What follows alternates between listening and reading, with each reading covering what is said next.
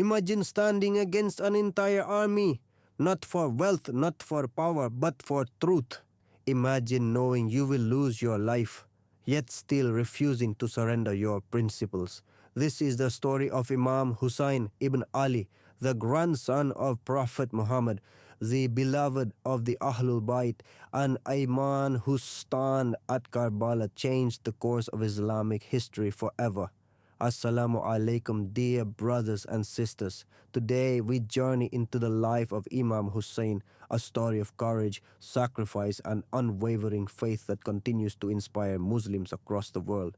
Whether you're Shia or Sunni, this is a story that belongs to all of us, for Hussain stood for the same values taught by our beloved Prophet.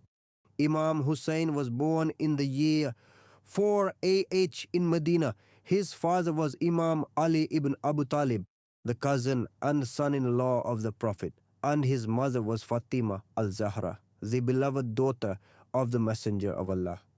From his very birth, the Prophet cherished him deeply. It is narrated in authentic traditions that the Prophet would carry little Hussain on his shoulders, kiss him and say, "Hussain is from me and I am from Hussain."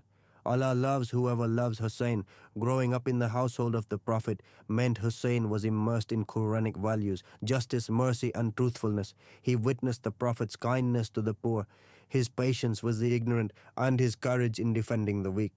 When the Prophet passed away, Hussain was still a young boy. He saw the Muslim Ummah go through challenges and political changes. He remained steadfast alongside his father, Imam Ali, during his caliphate, witnessing battles like Siffin and the trials of leadership.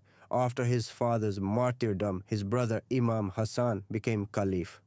But Hassan later made peace with Muawiyah to avoid bloodshed in the Muslim community, a decision Hussain respected, showing his loyalty to unity over division. Years later, when Muawiyah passed away, his son Yazid was appointed ruler. This was a turning point. Yazid demanded allegiance from Hussain, but Hussain saw corruption and injustice in the leadership, a shift away from the values of the Prophet. Hussain knew giving allegiance would mean legitimizing this injustice, so he refused.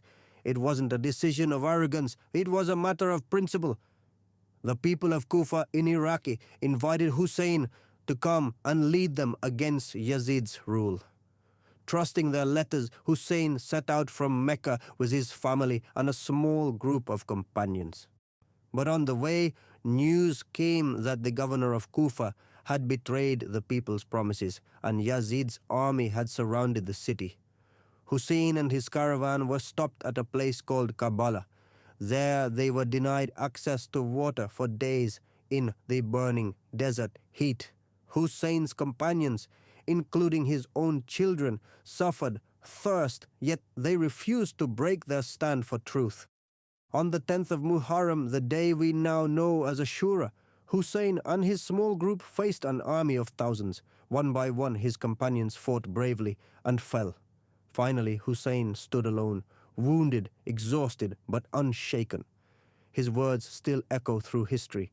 "I did not rise up out of arrogance or corruption. I only rose to seek reform in the Ummah of my grandfather, the Messenger of Allah." That day, Imam Hussain was martyred. His family was taken captive, but his sacrifice sent a message that still lives.